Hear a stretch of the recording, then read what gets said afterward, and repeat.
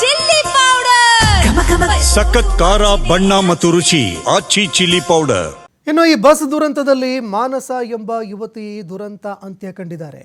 ಹಾಸನದ ಚನ್ನರಾಯಪಟ್ಟಣ ಮೂಲದ ಮಾನಸ ಅವರು ಸಾವನ್ನಪ್ಪಿದ್ದಾರೆ. ಮಾನಸ ಅವರ ಮೃತದೇಹ ಖಚಿತಪಡಿಸಿದ್ದಾರೆ ಅವರ ತಂದೆ ಚಂದ್ರೇಗೌಡ.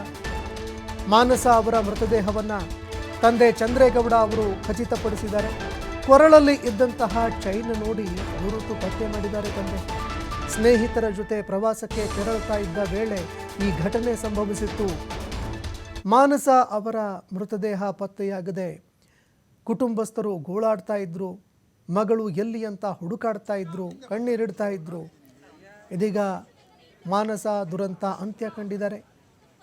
ಇದೇ ವೇಳೆ ಮೃತದೇಹ ಪತ್ತೆ ಹಚ್ಚೋದಕ್ಕೂ ಕೂಡ ಸಾಧ್ಯವಾಗ್ತಾ ಇರಲಿಲ್ಲ. ಕೊರಳಲ್ಲಿ ಇದ್ದಂತಹ ಚೈನ್ ಕಂಡು ಕುಟುಂಬಸ್ಥರು ಮಗಳ ಮೃತದೇಹವನ್ನು ಪತ್ತೆ ಹಚ್ಚಿದ್ದಾರೆ, ಖಚಿತಪಡಿಸಿದ್ದಾರೆ ಮೃತದೇಹವನ್ನು. ಇನ್ನೂ ಕೆಲವರ ಮೃತದೇಹ ಸಂಪೂರ್ಣವಾಗಿ ಸುಟ್ಟು ಕರಕಲಾಗಿದೆ. ಕೊರಳಲ್ಲಿ ಇರುವಂತಹ ತಾಳಿ, ಕೊರಳಲ್ಲಿ ಇರುವಂತಹ ಚೈನು, ಉಂಗುರ, ಇದರ ಮೂಲಕವಾಗಿ ಅವರ ಮೃತದೇಹವನ್ನು ಪತ್ತೆ ಹಚ್ಚುವಂತಹ ಕಾರ್ಯ ಕೂಡ ನಡೀತಾ ಇದೆ.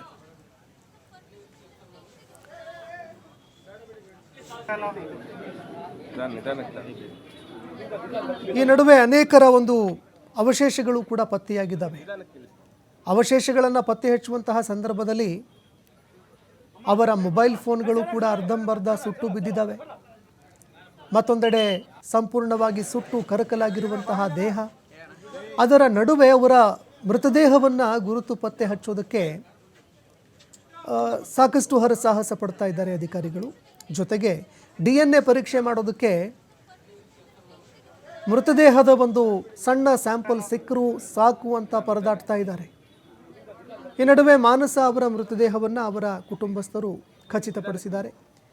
ಮಗಳ ಕೊರಳಲ್ಲಿ ಇದ್ದಂತಹ ಚೈನ್ ಏನಿತ್ತು, ಆ ಚೈನನ್ನು ಗುರುತು ಪತ್ತೆ ಮಾಡಿ ಹೌದು ಇದು ನನ್ನ ಮಗಳದ್ದೇ ಶವ ಅಂತ ಮಾನಸ ಅವರ ಹೆತ್ತವರು ಅದನ್ನು ಖಚಿತಪಡಿಸಿದ್ದಾರೆ.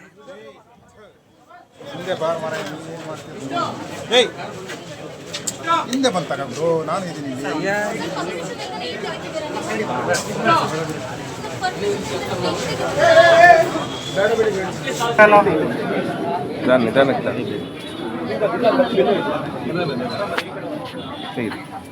ನಿಧಾನಕ್ಕೆ ತಿಳಿಸ್ತಾನೆ.